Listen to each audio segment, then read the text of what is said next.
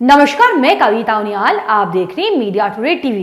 Saudi अरब से जलील होकर लौटे अमेरिकी विदेश मंत्री एंटोनी ब्लिंकन फिर से इजराइल पहुंच चुके हैं। अमेरिकी विदेश मंत्री जब इजराइल हमास जंग पर समर्थन लेने के लिए क्राउन प्रिंस मोहम्मद बिन सलमान के पास पहुंचे, तब उन्हें भारी जिल्लत का सामना करना पड़ा।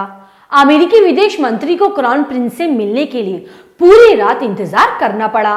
सुबह जब क्राउन प्रिंस से मुलाकात की तो उस दौरान भी उन्होंने इजराइल को लेकर अमेरिका को जमकर सुना दिया, जिसके बाद अमेरिका के सुर बदल गए। अमेरिकी राष्ट्रपति जो बाइडेन ने अपने चहीते इजराइल को नसीहत दे डाली कि अगर उसने गाजा पट्टी पर कब्जा किया तो वो उसकी बहुत बड़ी भूल होगी। क्या है पूरा मामला, मैं आपको विस्तार से बताऊंगी। वीडियो को अंत तक जरूर देखिएगा।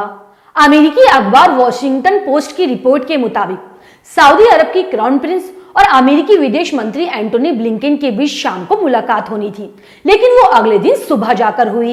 इस मुलाकात के दौरान क्राउन प्रिंस ने ब्लिंकन को इस साफ तौर पर कह दिया कि इजराइल को अपना सैन्य अभियान रोकना होगा जिसमें आम नागरिक मारे जा रहे हैं। क्राउन प्रिंस ने इजराइल के गाजा में पानी, बिजली और ईंधन की आपूर्ति को रोकने का हवाला दिया। इसके साथ ही उन्होंने इस संघर्ष को रोकने का भी आह्वान किया। अमेरिकी विदेश मंत्री को सिर्फ सऊदी क्राउन प्रिंस से ही नहीं, बल्कि अरब के एक और शक्तिशाली देश मिस्र के राष्ट्रपति के कड़े विरोध का सामना करना पड़ा।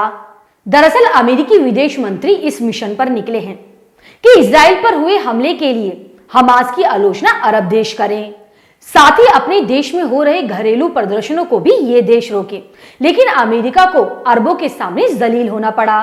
सऊदी क्राउन प्रिंस ने अपने सख्त रुख से साफ कर दिया कि वो इजराइल के हमलों से खुश नहीं है। अमेरिका को उम्मीद थी कि सऊदी अरब हमास के हमलों का विरोध करेगा, लेकिन क्राउन प्रिंस ने ऐसा करने से साफ इनकार कर दिया। सऊदी क्राउन प्रिंस ने कहा कि इजराइल के आक्रामकता की कीमत बेगुनाह फलस्तीनी उठा रहे हैं। उन्होंने कहा है कि गाजा पट्टी में पानी और बिजली तक पर रोक है, जिसके कारण लोग एक एक बूंद के लिए तरस रहे हैं।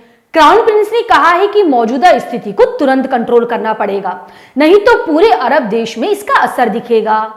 यही नहीं, मीटिंग की शुरुआत में क्राउन प्रिंस ने साफ कर दिया कि इजराइल के मामले में अमेरिका का स्टैंड गलत है।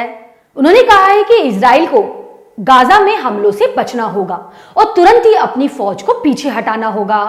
खाड़ी देशों में सऊदी अरब की राय की हमेशा ही अहमियत रही है। हालांकि मुस्लिम देशों के नेता के तौर पर पहचान रखने वाले सऊदी अरब की नीति हमेशा बैलेंस रही है, लेकिन फलस्तीन के मसले पर इस बार वो मुस्लिमों के दबाव में हैं। कहा जा रहा है कि सऊदी अरब की जनता चाहती है कि उनके हुक्मरानों को इस मसले पर फलस्तीन का समर्थन करना चाहिए।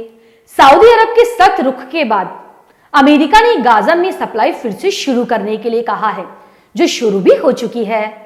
माना जा रहा है कि इसके बाद अमेरिका के तेवर थोड़े बदल गए और उसने इजराइल से गाजा पट्टी पर कब्जा करने से बचने को कहा है। उधर एक और मुस्लिम देश ईरान पहले दिन से ही हमास के साथ खुलकर खड़ा है। इतना ही नहीं, ईरान ने गाजा को इजरायली सैनिकों का कब्रिस्तान बनाने की धमकी तक दे डाली है। आपकी इस न्यूज पर क्या राय है, मुझे कमेंट करके जरूर बताइएगा। अब मैं आपको अगली खबर के साथ मिलूंगी। शुक्रिया।